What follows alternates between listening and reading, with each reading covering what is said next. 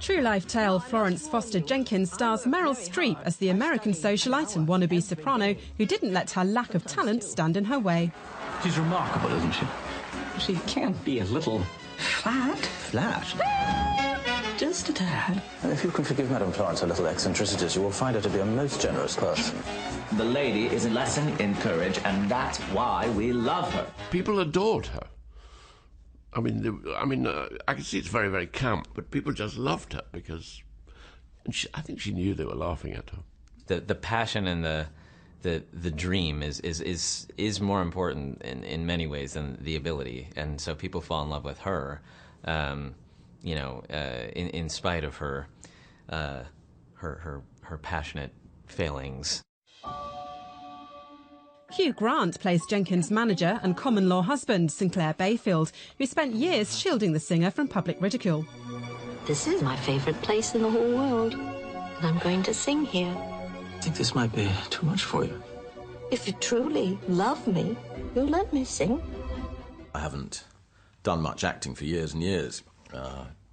Sort of drifted off into doing other things in life. So to come back and suddenly have to do quite a heavy number. I mean, it's a semi-comedic, but there's also quite demanding bits of acting required against the greatest actress in the world was intimidating. Well, he's a wimp. No, she's a tough cookie. They're all tough cookies. And if you make a fool of yourself, they'll let you know. Sitting there sometimes, with Meryl and Hugh and Stephen Frears and a real audience full of people and having to go out and play classical music, it lent itself really nicely to vomiting in my mouth and sweating. So there's flop sweat, and there's a lot of that happens in the movie that is not just good acting. With glowing reviews across the board, the film hasn't been hitting any flat notes with critics. It's going very, very, very well. This is what we live for, isn't it? This moment.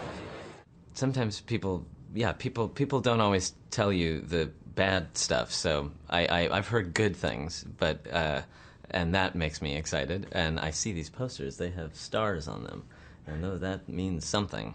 I've got stars when I was in kindergarten. They were gold, and I still cherish those, so I like stars. Expand your diaphragm, Florence.